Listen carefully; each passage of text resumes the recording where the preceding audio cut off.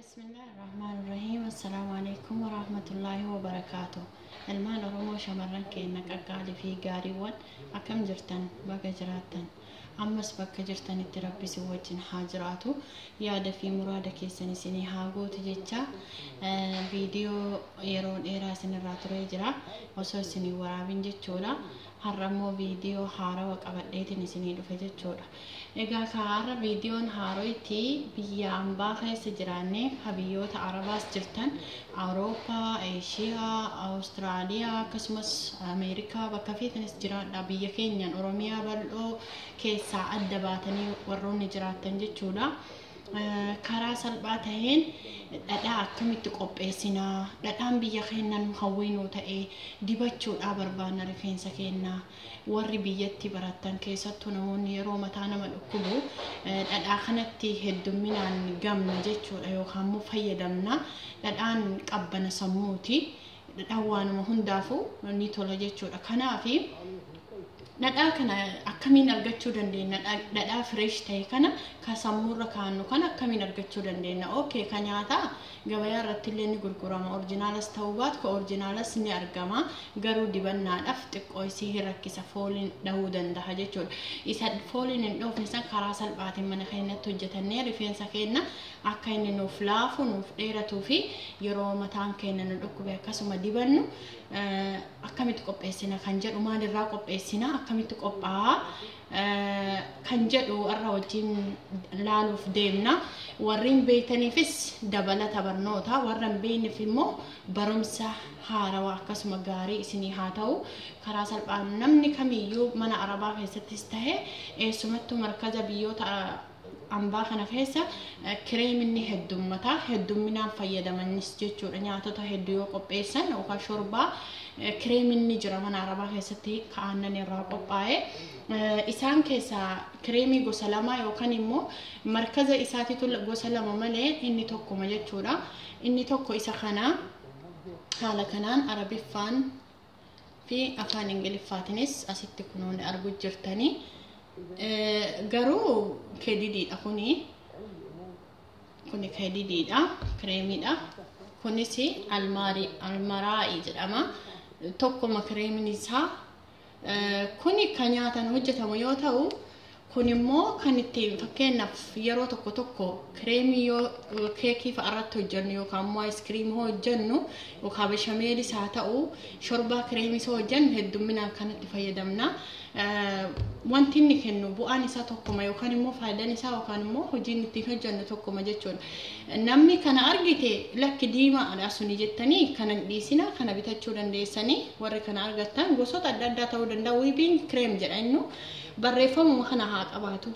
Barreeffama asirra jiru kana adda ta'uu hin qabu jechuudha.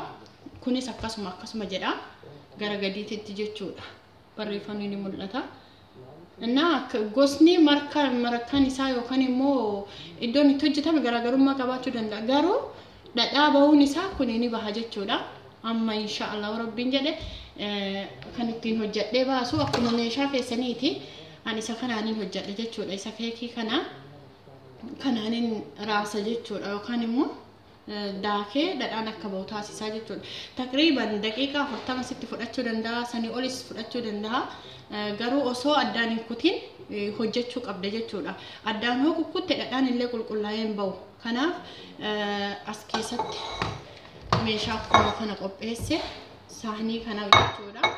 Amma aannanicha asitti naqaa yookaan kireemicha jechuudha. Bismillah. Kunoo kireemidha argaa jirtanii.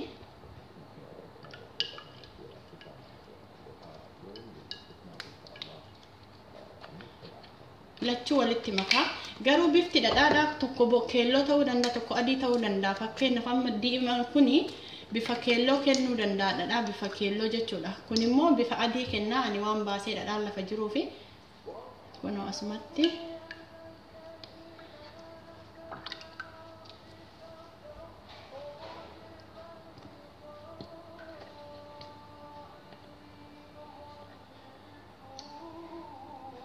akkasitti amma nin jalqaba jechuudha. Inshallah daqiiqaa 40 tura. Okay, haala kanaan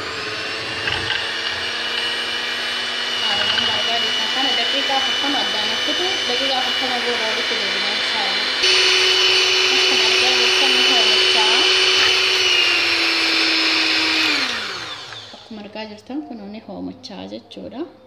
هو متشا تجتشورا. أما جرا إن شاء الله يرو إني كلايسي نرجسيسا دقيقة أفهم بودا بإذن الله.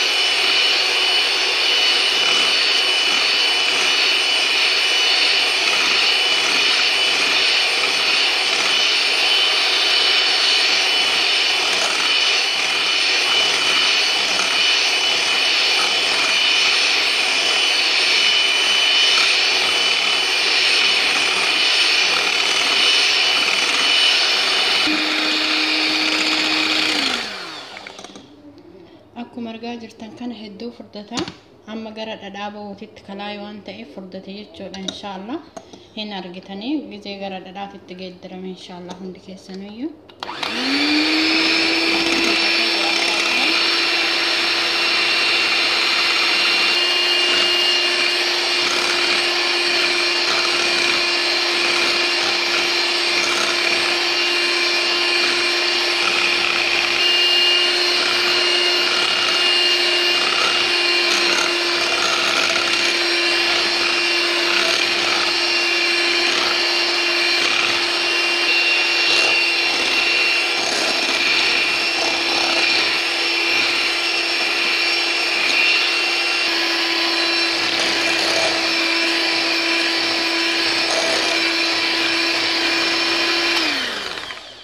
amma gara dhadhaa jijjiiramuuf homaa nafne daqiiqaa muraasa tofa akkana ta'ee jira jechuudha inshaallah amma dhadhaatti jijjiiramu jira jechuudha inshaallah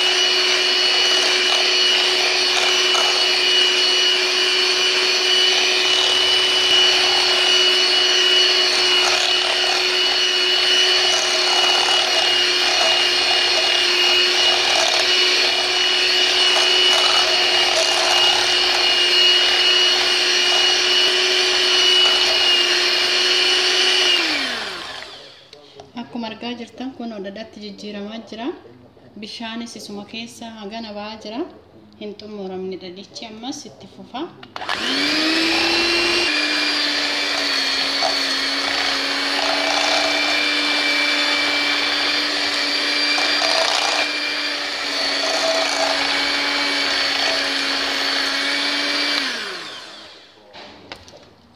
egaa obboleeyyan kiyya akkuma argaa jirtan asirrattis ni mul'ata dhadhaa ta'uun isaa ifaaf bilisa kun akkuma argaa jirtan geessinee jira alhamdulillah galanni ka rabbii guddaati dhadhaanis kun kana fakkaata hundi keenya mana keenya teenne akkanatti keessaa waafannee dhadhaa dibachuun haaluma salphaatti dhadhaa biyya yaannee dhadhaa dhabnee dhadhaan hin jiru way an dhadhaa dur biyyattiin hin dibadhaa amma biyya namaa keessatti gaagartee dhadhaan hin argamu jechuun hin dandahamu.